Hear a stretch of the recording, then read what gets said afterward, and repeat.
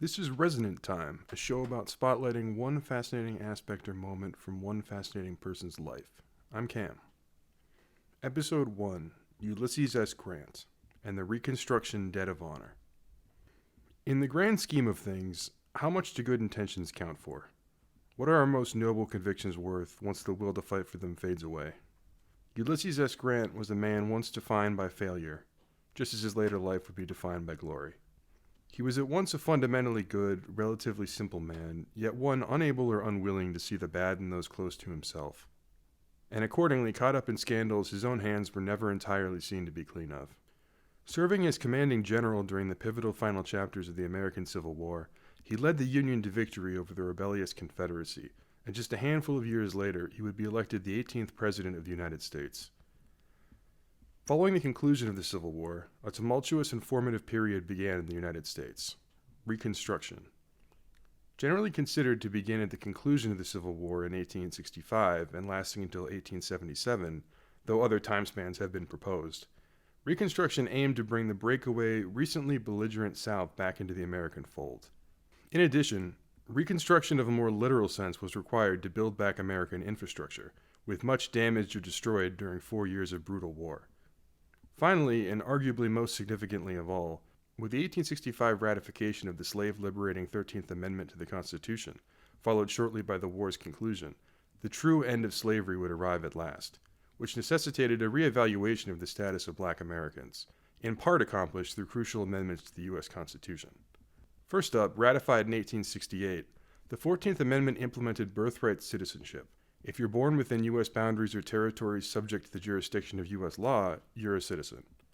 Notably, this excluded Native Americans, and sadly just another regrettably unimpressive blip on the long record of white American decision-making regarding the country's indigenous populations. The 14th Amendment certainly sounded comprehensive and transformative, but it's important to understand that while in theory it granted citizenship and equal protection of the law, naturally less impressively upheld in practice, this did not explicitly afford suffrage or voting rights. To address this came the 15th Amendment in 1870, which stated that the right of citizens of the United States to vote shall not be denied or abridged by the United States or by any state on account of race, color, or previous condition of servitude. Human beings previously treated as roughly handled livestock were now free of the bonds of slavery, seen in the eyes of the law as actual Americans, and now even granted the right to cast their ballots in elections. Of course, you don't likely need me to tell you that it wasn't that clean, that simple, or that happy of an outcome. For starters, women who had long petitioned for the right to vote were denied, and themselves wouldn't see suffrage until 1920. Even the black men now allegedly granted the right to vote weren't cleared to take advantage of their new enfranchisement without copious strings attached and hurdles yet ahead. To understand where our narrative will next take us, it's important to know that the United States, even as far back as the mid to late 1860s, where we find ourselves discussing now, was very divided politically. The Republican Party, quite a relative newcomer in the political landscape of the era, was by the time of Ulysses S. Grant's election to president in 1868 still heavily associated with the late Abraham Lincoln, himself memorably assassinated at the close of the Civil War. The Republicans were very much of a northern entity, not only being associated with the victorious Union Army, but also possessing the only legitimate, if less than fully committed in every case, political aspirations seeking to serve the newly freed slaves. Though not the primary objective of the Union's war efforts at the outset of the Civil War, that being simply to hold the country together by necessary force, the abolishment of American slavery certainly became a rallying cry and driving motive for many in the North as the war progressed. None of this is to say that the North was in any way free from racial prejudice of their own, nor that more cynical motives for slave liberations weren't in play, such as simply depriving the South of additional free labor.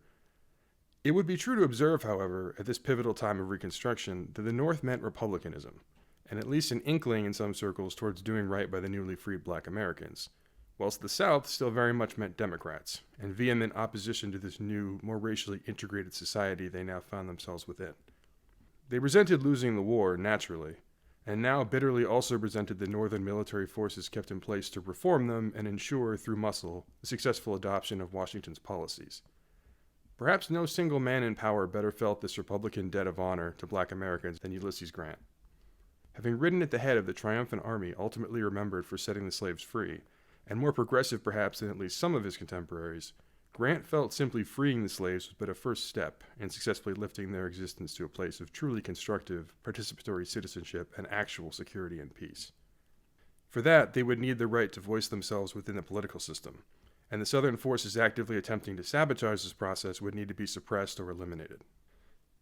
While Grant himself once believed that black Americans would require a probationary period following the war before they could wield the responsibility to exercise their vote, he came around to decide that an immediate granting of suffrage provided a better solution. It's important to note at this point, lest the narrative seem too simplistic or moralistic, that Grant was significantly influenced in his decision to push black American suffrage by the reality that the black Southerners were unfailingly Republican supporters, and against the white South were then by default the only demographic not voting Democrat in the region. While Grant and many of his colleagues did clearly feel a moral imperative to grant black Americans the vote, massively expanding Republican support in an otherwise politically hostile region significantly occupied by bitter and resentful former Confederate voters served an undeniable, if cynical, tactical coup. In all fairness to Grant, again, a unified base of Southern Republican support would legitimately ensure the region didn't slide off into secession and rebellion again, as the period of Reconstruction obviously needed to, well, reconstruct. However good President Ulysses S. Grant's intentions may have been, his commitment to truly lift black Americans clear of the toxic aftermath of the Civil War would be truly tested by long years of Southern intransigence and terrorism seeking to prevent these imposed Northern changes. The newly formed Ku Klux Klan used violence and intimidation to silence the nascent black vote before it could be heard, terrorizing black voters away from polls and killing black and white Republican individuals deemed a threat to the regressive white Southern order. By bending the 15th Amendment, which technically didn't guarantee suffrage so much as bar discrimination on the basis of race and prior slave status, racist Southern states were able to implement prohibitive poll taxes or mandatory literacy tests, effectively ensuring few blacks in the South would actually be in a position to vote for generations. Reconstruction would simply pass into the era of Jim Crow laws, which would tragically continue to oppress and demean African Americans for many years to come. The question then, for Grant, was how much to invest in staving off this outcome for black Americans. How far would his own convictions take him, and perhaps more tellingly, how far would his government and the American people at large go along with whatever plan he proposed? Grant did prioritize military governance of the Reconstruction South, using federal troops to enforce voting rights and crush, however temporarily, groups like the KKK. More, he would implement a series of laws known as the Three Enforcement Acts. The first of these, introduced in 1870, would make it a federal crime to interfere with the right to vote, as well as making it a felony to deny an individual's political or civil rights and allowing the president's use of federal troops to maintain order at the polls. The Second Enforcement Act followed in 1871, this time creating a federal mechanism to supervise all elections.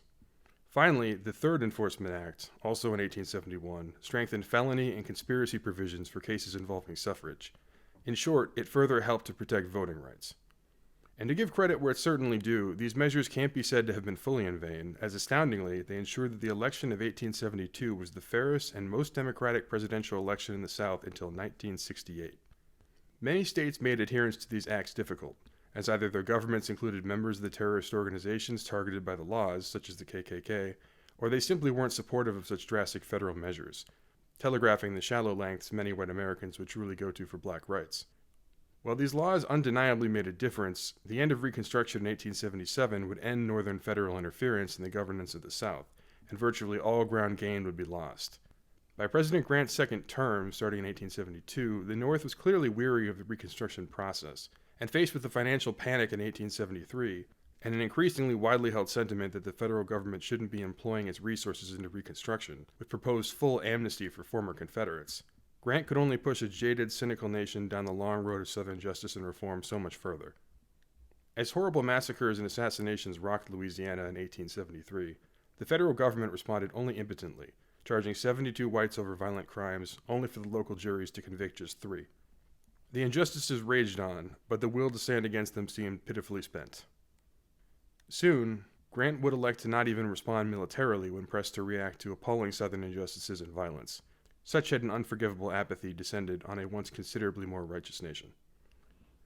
Grant and Congress's passage of the 1875 Civil Rights Act, seeking to prevent racial discrimination in all public venues except schools, may have again shown in Grant some remaining responsibility for upholding what's plainly right, but it meant little to a nation ready to sell black Americans out to escape the quagmire of a long Civil War reconstruction.